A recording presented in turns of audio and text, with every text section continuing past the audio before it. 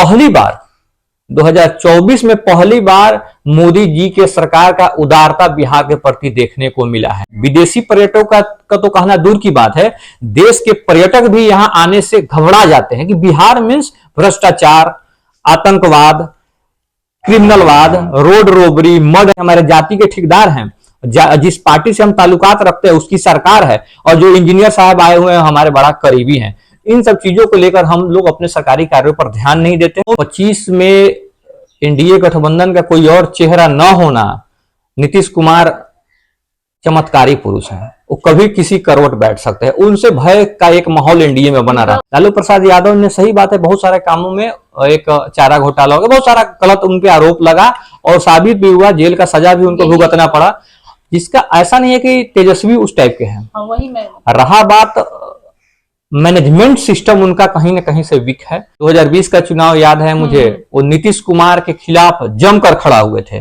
नीतीश कुमार के हर विचारों का एकदम फ्रंट लाइन पर आकर विरोध करते थे, और उनका मानना था कि नीतीश बाबू से बिहार का डेवलपमेंट विकास नहीं हो सकता है। नमस्कार, आप देख रहे हैं ENT ऑल न्यूज और मैं हूं आपके साथ निहारिका मिश्रा। इस वक्त मैं मौजूद हूं घोड़ासहन प्रखंड के बघई भिलवा पंचायत के मुखिया प्रकाश सिंह काका के साथ, जिनसे बात करेंगे। अभी जैसे कि सभी को पता है कि अभी देश का बजट आया है और उसमें बिहार को लेकर और आंध्र प्रदेश को लेकर काफी चर्चाएं हो रही है। और बिहार को लेकर काफी चर्चाएं इसलिए है क्योंकि इस बार जो बजट है, कहा जा रहा है कि ये बजट एनडीए सरकार का बजट है और इसमें खास तौर पर जो प्राथमिकता दी गई है वो बिहार और आंध्र प्रदेश को दी गई है, क्योंकि जो मोदी है उनको अपनी जो है सरकार बचानी है। तो इन्हीं सब चीजों पर बात करेंगे, साथ साथ बिहार की राजनीति पर बात करेंगे, क्योंकि प्रकाश सिंह काका जो मुखिया जी हैं वो बिहार की राजनीति पर काफी मुखर होकर बोलते हैं। और जैसा कि आप लोगों को पता है कि 2025 में बिहार में विधानसभा चुनाव होने वाले हैं और जो काफी दिलचस्प होने वाले हैं, क्योंकि इस बार जो यहाँ मुकाबला होगा वो महागठबंधन और एनडीए के बीच में नहीं होगा। कह सकते हैं कि आप, जैसा कि आपको पता है कि प्रशांत किशोर जो राजनीति रणनीतिकार है, उनकी भी जन सुराग जो है वो भी इस बार मैदान में उतरेगी। तो इन सब चीजों पर बात करेंगे और जानेंगे कि क्या है बिहार की राजनीति, अगले जो विधानसभा चुनाव होगा उसमें कैसा रुख लेगी, और साथ साथ हालिया राजनीति जो भी हो रही है बिहार को लेकर, तो इस सब मुद्दों पर बात करेंगे। सबसे पहले नमस्कार सर, आपका बहुत बहुत धन्यवाद आपको और आपके ENT ऑल न्यूज चैनल को। सर, अभी जैसे कि 23 जुलाई को निर्मला सीतारमण ने देश का बजट पास किया और उसको लेकर सबसे ज्यादा चर्चाएं है कि ये जो बजट है वो देश की आम जनता के लिए नहीं है, और ये जो बजट है सिर्फ एनडीए जो सरकार है मोदी 3.0 उसको बचाने के लिए, क्योंकि इसमें भर भर के पैसा बिहार और आंध्र प्रदेश को दिया गया। लेकिन मैं बिहार से हूँ और अभी हम लोग बिहार में हैं, तो इस वजह से पूछना चाहते हैं आपसे कि ऐसा क्यों है कि विपक्ष एलिगेशन लगा रहा है बिहार को। देखिए, रही बात विपक्ष का, तो विपक्ष का तो काम होता है हर मुद्दा का विपक्ष करना, लेकिन सही मायने में पूछा जाए तो बिहार को अगर एडिशनल पैकेज के तौर पे कुछ एक्स्ट्रा पैसा मिला है तो उसके लिए मैं पहले देश के प्रधानमंत्री नरेंद्र मोदी जी का बहुत बहुत धन्यवाद करेंगे। रही बात कि बिहार पिछड़ा राज्य है, उसको जितना मिलना चाहिए उतना मिला भी नहीं है, लेकिन विपक्ष वाले लोग इसका प्रचार ना करके, इसका वाहवाही ना कर इसके विरोध में खड़ा उतर गए। हमको तो लग रहा है कि विपक्ष भी नहीं चाहता है कि बिहार का उन्नति हो सके। मेरे मानने में तो बिहार के विपक्ष का कहीं से लग नहीं रहा है कि विपक्षी दल के कोई नेता बिहार में जो भी 26,000 करोड़ का घोषणा मोदी सरकार के द्वारा किया गया है, माननीय वित्त मंत्री निर्मला सीतारमण जी के द्वारा किया गया है, विपक्षी को पच नहीं रहा है। जो राशि आवंटित बिहार के उन्नति के लिए, रोड के लिए, पुल पुलिया के लिए जो किया गया है, इसके लिए हमको लग रहा है विपक्षी को पच नहीं रहा है, और सत्ता में जो लोग हैं इसको अलग डायरेक्शन में दिखाने का प्रयास कर रहे हैं। कहा जा रहा है जैसे कि बिहार को यहाँ पे 59,000 करोड़ रुपए दे दिया गया और आंध्र प्रदेश को दे दिया गया आपको 15,000 करोड़ रुपए। तो इसको लेकर और जो राज्य है ऐसी बातें चल रही है कि मतलब और भी राज्य है उनको भी पैसे चाहिए थे, मतलब जो भी पिछड़ा राज्य है, लेकिन यहाँ पे मेन मकसद जो है कि बिहार को दे दिया गया था, क्योंकि यहाँ से जो आपको पता है जेडीयू के 12 सांसद है, तो इस वजह से इनको बचा लिया जाए। और बार बार इससे कहा जा रहा है कि नीतीश नायडू बजट है। ऐसा कुछ नहीं है। 2014 से जब भी मोदी जी का सरकार बिहार में, भारत में बना है, तो बिहार का एक महत्वपूर्ण भूमिका दिखा है।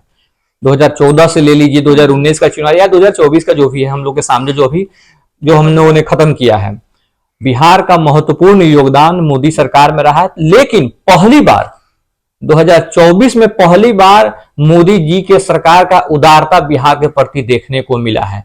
रही बात हमारे यहाँ के जितने भी राजनीतिक दल के बड़े शीर्ष नेतृत्व करने वाले नेता थे, उन लोगों का विशेष राज्य का मांग था, लेकिन रही बात कि कुछ लोगों, कुछ राजनीतिक विशेषज्ञों और अनुभवियों लोगों का कहना है कि विशेष राज्य का दर्जा पाने के क्राइटेरिया को फिलअप बिहार नहीं करता है। हो सकता है इसका कोई कारण हो, लेकिन जो भी मिला है इसका हम बहुत बहुत धन्यवाद, बहुत शुक्रगुजार करते हैं मोदी सरकार को, और मिलना भी चाहिए। जो अभी हमको 2014 में मिलना चाहिए, हम 10 साल डिले हैं।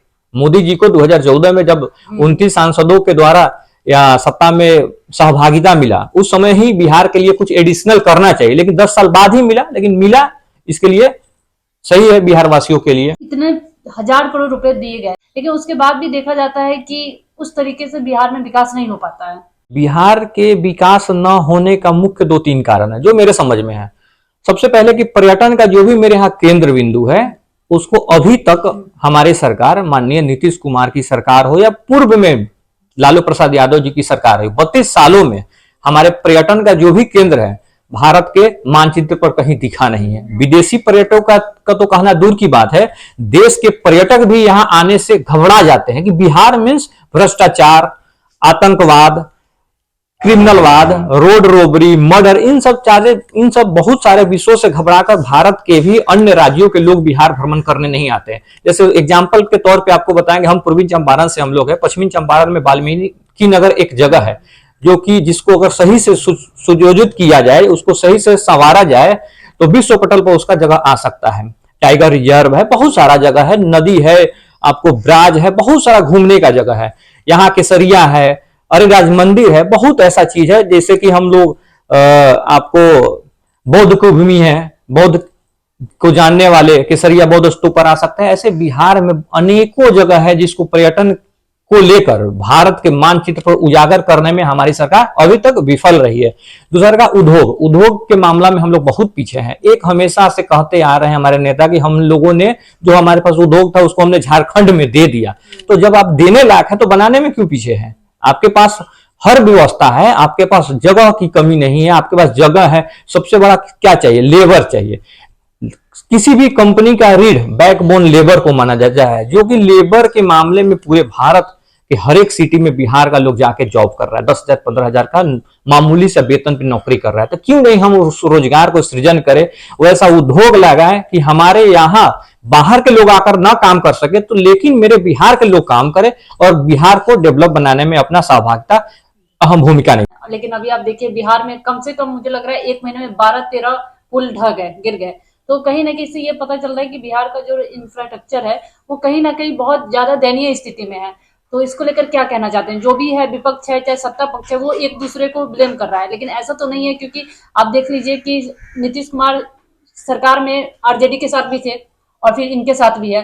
तो कहीं ना कहीं दोनों आदमी इसकी जवाबदेही लेनी चाहिए, लेकिन कोई ले नहीं रहा है, सिर्फ आरोप प्रत्यारोप लग रहे हैं। देखिए, इसमें सत्य यही है कि इसके दोषी हम हैं, हमारी पब्लिक है, हमारी जनता है। और जो जिस समाज में जो जी रहा है, जहां जिसका घर है, जो जिसका समाज है, जिस क्षेत्र के हैं, अगर पुल की बात की जाए तो अगर हमारे गांव में अगर कोई पुल बन रहा है, कहीं का ठेकेदार हो, कहीं का इंजीनियर हो, चाहे सरकार किसी की भी हो, लेकिन 365 दिन जाना आना मेरा और मेरे परिवार और मेरे समाज के लोगों का है। हम लोग अपने कर्तव्यता को सही से निभा नहीं पा रहे हैं। हम वहां खड़ा होकर उनको समझ नहीं पा रहे हैं कि पुल मेरा है, सरकार का नहीं है। उस पर जब हम सजग और अपने से खड़ा हो जाएंगे कि इस पुल का निर्माण सही होना चाहिए, तो यहाँ क्या है कि हमारे जाति के ठेकेदार हैं, जिस पार्टी से हम ताल्लुकात रखते हैं उसकी सरकार है, और जो इंजीनियर साहब आए हुए हैं हमारे बड़ा करीबी हैं। इन सब चीजों को लेकर हम लोग अपने सरकारी कार्यों पर ध्यान नहीं देते हैं। पहला दोषी हम है। दूसरा दोषी हम इंजीनियर को मानते हैं, जो सरकार का पैसा मिलने के बावजूद चंद कमीशन के चलते ठेकेदार और प्रतिनिधि से मिलकर पुल का निर्माण गलत करवाते हैं। जो उसका सर्कुलर है, जो उसका पैरामीटर है, जिस हिसाब से पुल का निर्माण होना चाहिए, जो भी मटेरियल उसमें लगना चाहिए, उसमें कटौती होने के कारण पुल ढहने का यह कारण है। और तीसरा हम बताएंगे जनप्रतिनिधि लोगों का सही से साथ न मिलना। अगर वो लोग भी टाइट हो जाए अपने इंजीनियर पे, अपने डिपार्टमेंट के लोगों पर, तो ऐसा घटना देखने को नहीं मिलेगा। 32 सालों से जहां हम लोग जी रहे हैं बिहार, 32 साल में समझा जाए तो दोषी सब है। रात का सत्ता किसी और के साथ, सुबह का सत्ता किसी और के साथ। एक दिनचर्या इन लोगों का बना हुआ है, सत्ता में रहना है, सत्ता का सुख भोगना है, हमको मुख्यमंत्री रहना है, किसी को मंत्री रहना है और किसी को सरकार में रहना है। इन सारे कारणों के पीछे बिहार 32 सालों में 3200 कदम पीछे जाते जा रहा है। जैसे कि आपने पिछड़ापन की बात की, तो मैं यही कहना चाहती हूँ कि जैसे जब जब जनता को जब एक नया ऑप्शन मिलता है तो जनता उसकी तरफ जाती है। जैसे कि आपने देखा होगा कि दिल्ली में जब अरविंद केजरीवाल आए तो जनता को एक ऑप्शन लगा, लोग बीजेपी और कांग्रेस से त्रस्त हो गए थे। तो इस बार जो 2025 का चुनाव होने वाला है तो उसमें दो खेमे तो हैं ही, महागठबंधन है और एनडीए है, लेकिन साथ साथ ये है प्रशांत किशोर है। हालांकि जो आरजेडी है उनको बीजेपी की बी टीम कहती है, लेकिन उसको कैसे देखते हैं कि वो जो है इस विधानसभा में कुछ मतलब सरकार तो बनेगा या नहीं बनेगी वो अलग बात है, लेकिन कुछ करिश्मा कर सकती है। कि प्रशांत जी से मुलाकात मेरा 1-2 बार हुआ है, मेरे पंचायत में भी भ्रमण किए हुए थे, एक जगह उनसे मुलाकात भी हुआ था। हमने उनको स्पष्ट रूप से कहा था कि ठीक है, आपका सोच अच्छा है, आपका विचारधारा अच्छा, आप जिस मुहिम के लिए चल रहे हैं, पद यात्रा आपने पूरे बिहार का शुरू किया है और कर रहे हैं, लेकिन एक कमी दिख रहा है उनमें कि वो उनका भी है कि अन्य दलों का लोगों को, जिनको जहां सम्मान न मिला, जिनको कहीं विधायक सांसद का टिकट नहीं मिला, बड़े भरमार संख्या में हर दल का लोग पार्टी छोड़कर त्याग पत्र देकर जनसुराज से लोग जुड़ रहा है। अभी आरजेडी वाले हैं, भाजपा वाले हैं, जदयू वाले, हर दल के लोग मिल रहे हैं। लेकिन कर क्या सकते हैं अगर उस दल के लोग प्रशांत किशोर के जनसुराज में आ रहे हैं और उन लोग को ही प्रतिनिधि बनाकर फिर सदन में भेजा जा रहा है, तो उनसे क्या उम्मीद रखेंगे?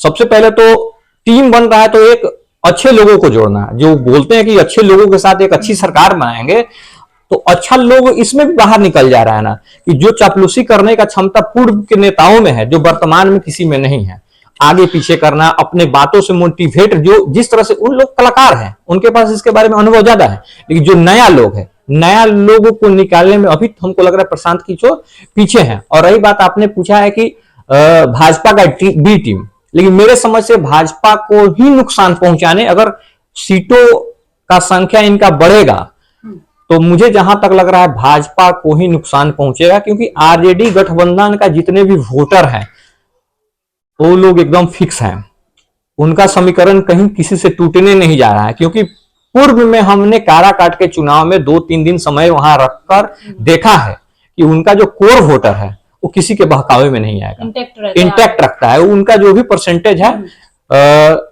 25+% का जो वोटिंग उनके पास जो है वो उनसे टूटने नहीं जा रहा है, किसी से, प्रशांत जी से भी नहीं टूटने जा रहा है।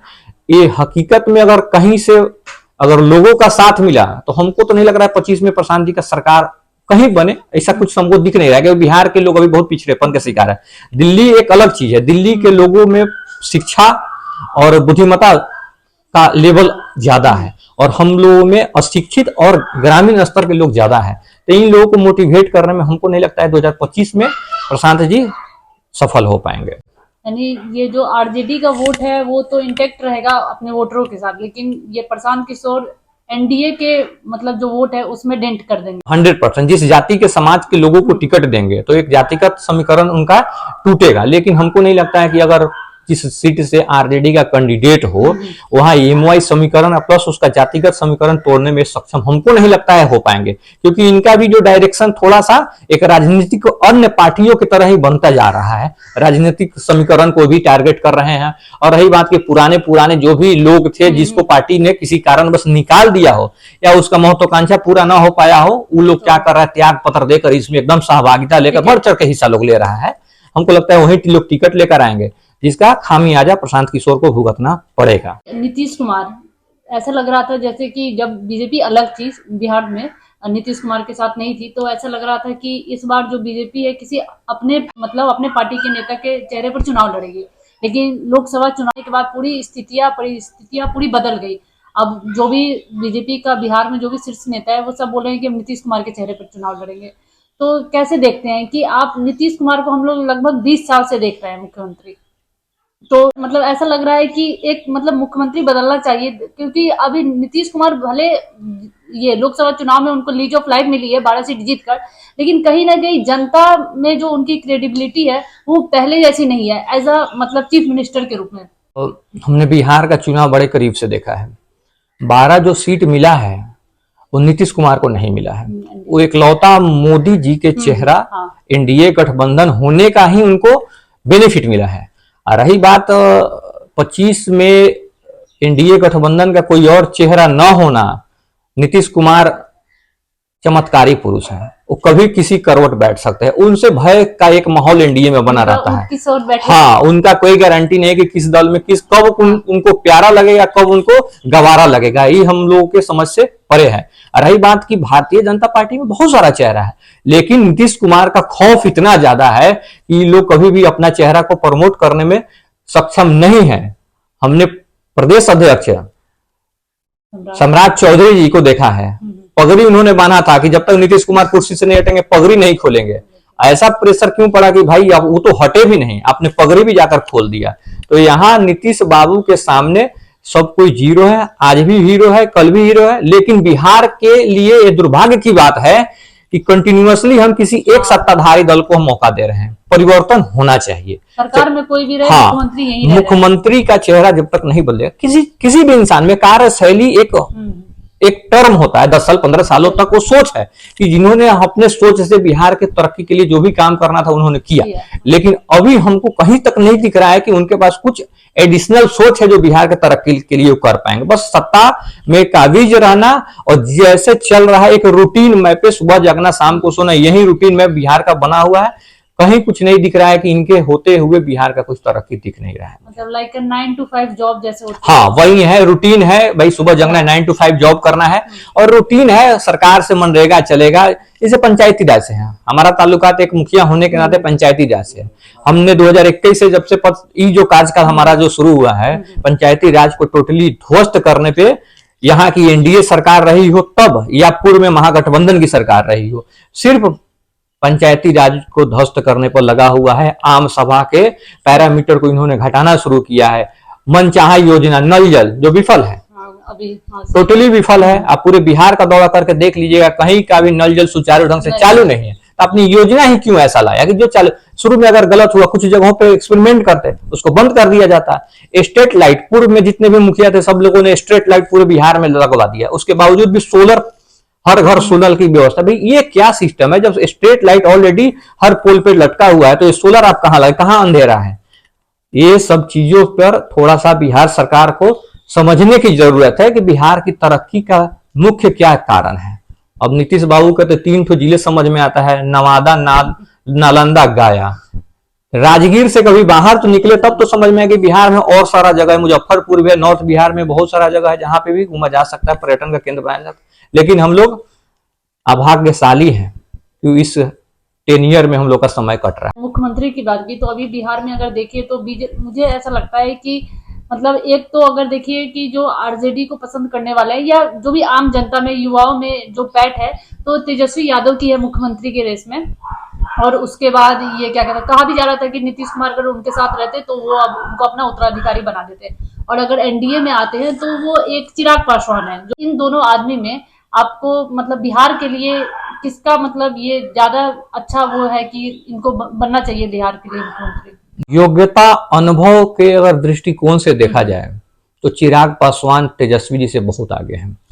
और बात में जो शालीनता, जो बात करने का टेक्निक है, चाहे विपक्ष में भी बैठकर भी जिन जिन टॉपिक पर उन्होंने हमेशा अपना ओपिनियन दिया है, उससे हम तो संतुष्ट रहते हैं। साथ में उनके पास विजन भी है, विजन है बिहार को डेवलप करने के लिए। और मंत्रिमंडल भी मिला है, भारत सरकार में एक अहम मंत्रिमंडल मिला है उनको। तेजस्वी जी से बहुत ही आगे है चिराग पासवान जी, अनुभवी है। और जिस तरह से पार्टी उनके चाचा के द्वारा टेक ओवर कर लिया गया था, उन्होंने अपने बदौलत अपने पार्टी को संचित किया है और फिर से 100% के स्ट्राइक रेट से भारत सरकार में अपना अहम भूमिका निभाने का कार्य किया है। अभी तो केंद्र में मंत्री बने हुए हैं, लेकिन अगर ये क्या कहते हैं, बहुत ऐसे लोग हैं, अगर सोशल मीडिया की बात करती हूँ तो बहुत जगह ये भी खबरें चल रही है कि मतलब ये तो बहुत दूरदर्शी बात हो जाएगी कि आने वाले 2034 में, मतलब ये क्या कहते हैं 2029 में, मतलब आगामी जो भी लोकसभा चुनाव होंगे उसमें हम चिराग पासवान को एज ए प्राइम मिनिस्टर भी देख सकते हैं। ये सोशल मीडिया की बातें हैं, बहुत सारे जो कमेंट्स है जो उनके वीडियो पे आते हैं। नहीं, बस होता नहीं है कि फॉलोअर, अगर हम आपके करीबी हैं तो हम चाहेंगे कि आप देश के प्रधानमंत्री बने। जो उनके फॉलोअर है, जो उनके प्रशंसक है, उनका मानना है प्रधानमंत्री, लेकिन मुझे मुख्यमंत्री बनते हुए भी दूर दूर तक दिखाई नहीं दे रहे हैं, क्योंकि उनका गठबंधन एक बहुत बड़े दल के साथ है। एक गठबंधन के नाते जो भी अपना ओपिनियन है उनको अंदर ही उनको दबाना पड़ा। एक 2020 का चुनाव याद है मुझे, वो नीतीश कुमार के खिलाफ जमकर खड़ा हुए थे, नीतीश कुमार के हर विचारों का एकदम फ्रंट लाइन पर आकर विरोध करते थे, और उनका मानना था कि नीतीश बाबू से बिहार का डेवलपमेंट विकास नहीं हो सकता है। लेकिन एक गठबंधन होने के कारण वो भी चुप है, अपने ओपिनियन को दबा रखे हैं। तो मुझे नहीं लगता है कि बिहार के मुख्यमंत्री बने तो सही बात है, बिहार के लिए अच्छा होगा। अगर वैसे चेहरा को अगर बिहार के लोग, बिहार के पार्टी, बिहार के गठबंधन के लोग अगर मौका देते हैं तो देश बिहार के लिए सही है, सही डायरेक्शन में जाएगा, क्योंकि बहुत अनुभवी है, बहुत पढ़े लिखे लोग हैं। लेकिन मुझे नहीं ऐसा लग रहा है कि एनडीए गठबंधन और महागठबंधन के लोग उनको फ्यूचर में भी मुख्यमंत्री का चेहरा बनाएंगे। एक तरफ तो वंशवाद है, तेजस्वी जी वंशवाद है, लालू प्रसाद यादव के लड़का है, और सही है लोगों को टाई अप करके, जिस तरह से लालू प्रसाद यादव ने जदयू के गठबंधन को जोड़ के रखा था, ठीक उसी तरह आज तेजस्वी भी अपने पार्टी के और अपने गठबंधन के लोगों को जोड़ के रखा है। ठीक, भारतीय जनता पार्टी अभी नीतीश कुमार के पीछे है, फ्रंट लाइन पे अगर Bharatiya Janata party in future आती है तो हो सकता है चिराग के लिए वो लोग कुछ सोच। एक ये भी बात कही जा रही है कि बहुत दिनों से जब भी बीजेपी सत्ता में आई है बिहार के, तो नीतीश कुमार मुख्यमंत्री बने, उनका चेहरा तो है ही नहीं। मतलब मुख्यमंत्री के, बिहार का मुख्यमंत्री बीजेपी का कोई नेता बना ही नहीं। मतलब अगर पिछले 2 दशक की बात करें तो लोग ये भी कह रहे हैं कि अगर बीजेपी को मौका मिलेगा तो वो अपने किसी नेता को, क्योंकि एलिगेशन लगते रहे कि ये सिर्फ बैसाखी के सहारे बिहार में सत्ता में आता। जिस दिन भारतीय जनता पार्टी ये सोच लेगी कि हमारा मुख्यमंत्री होगा, ठीक नेक्स्ट डे आपको ब्रेकिंग न्यूज में मिलेगा कि नीतीश कुमार महागठबंधन के साथ हो गए। मजबूरियां हैं, सत्ता में रहना है, बिहार में सरकार चलाना है, दोनों के पास मजबूरी है। महागठबंधन के पास भी मजबूरी है और एनडीए गठबंधन के पास भी मजबूरी है कि नीतीश कुमार ही दुल्हा होंगे, बारात किसी और का भी हो, लेकिन दुल्हा नीतीश कुमार ही बनेंगे। बस दुर्भाग्य हम आम पब्लिक का है, बिहार के 12 करोड़ रहने वाले जनता के लिए ये दुर्भाग्य है कि नीतीश कुमार को बार बार मौका मिल रहा है, किसी भी दल के द्वारा समर्थन से मिले या कहीं से मिले, सत्ता पे है, जैसे किंग मेकर बन के अभी आगे 12 को सीट लेकर। लेकिन मुझे बता रहे हैं, आपको बता रहे हैं कि मुझे जहां तक अनुभव है, अगर एक सीट इंडिपेंडेंट लड़ते तो उनसे एक सीट नहीं निकल पाता, ऐसी स्थिति थी। शिवहर का सीट मैं बता रहा हूं, जदयू के कोटे में गया था, जदयू का लोग वोट मांगने के लिए घूम रहा, लेकिन नीतीश कुमार का चर्चा किसी मंच से हमने सुना नहीं।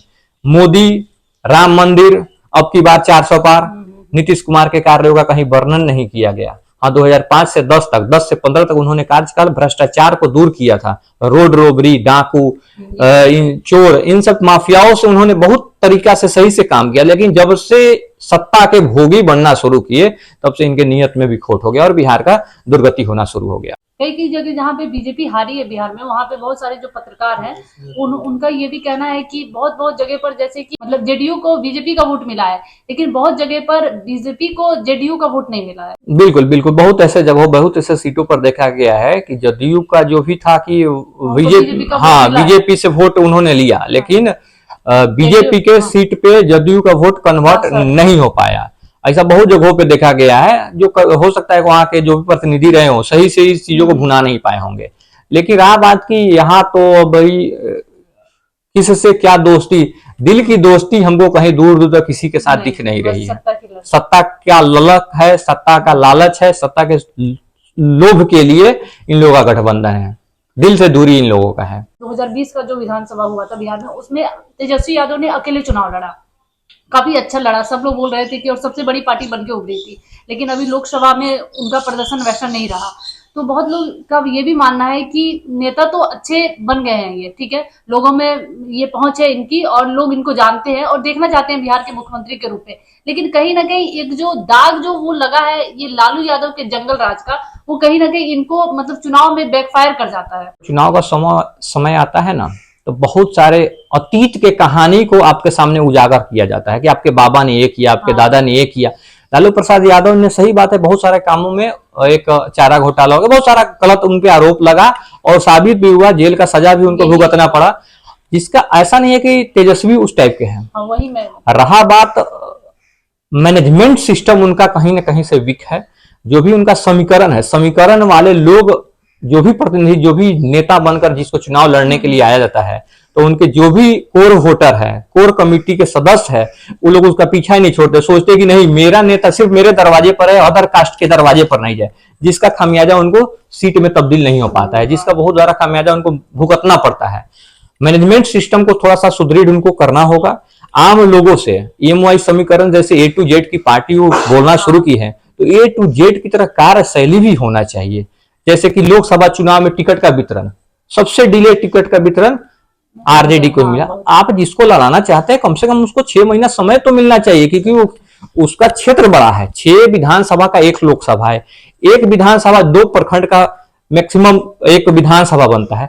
वहां घूमने के लिए, वहां के लोगों को से मिलने के लिए एक समय का होना जरूरी है। 15 दिन, 20 दिन, 25 दिन में ना कोई लोकसभा चुनाव फाइट कर सकता है और ना 1-1.5 माह में कोई विधानसभा चुनाव फाइट कर सकता है। इनमें इन सब कारणों से उनको सीट कम मिला। अगर ऐसा उनका कार्य रहा तो फिर वही बिहार की बड़ी पार्टी बन के उभरेंगे, लेकिन सरकार बनाने में सक्षम नहीं हो पाएंगे, फिर कहीं ना कहीं सहारा लेना पड़ेगा गठबंधन का। इसलिए उनको सजग और अपने मैनेजमेंट सिस्टम को, जो भी टीम है उसको सजग करके सही से उसको सही रूप से जमीन पर उतारना पड़ेगा। मेरा लास्ट सवाल है, जैसे कि आप मुखिया हैं, तो जैसे कि बहुत अभी शिवहर से ही जो अभी लड़ी थी लवली आनंद के ये विरोध में, रितु जायसवाल वो भी मुखिया, तो आप भी इन फ्यूचर राजनीति में मतलब मुखिया के बाद किसी चुनाव को लड़ने को लेकर क्या है तैयारी, कुछ है कि भविष्य में कभी लड़ेंगे? स्पष्ट रूप से कहा जाए निहारिका जी कि हर राजनीति करने वाले चेहरा का सपना होता है कि अपने ग्राफ को बढ़ाया जाए। अगर हम सक्षम है, हम में काबिलियत है, हम में अगर अनुभव और ज्ञान है, अगर हमें राजनीतिक समझ है, तो मुझे जरूर विधायक का चुनाव लड़ना चाहिए, सांसद का चुनाव लड़ना चाहिए, क्योंकि मुखिया के बाद विधायक, विधायक के बाद सांसद, और सांसद का सपना मंत्री बनना होता है। हर राजनीतिक चेहरा का यही सपना होता है। अगर मौका मिला, अगर किसी दल ने मुझे चाहा, तो 2025 में ही चुनाव लड़ने का प्रयास करेंगे।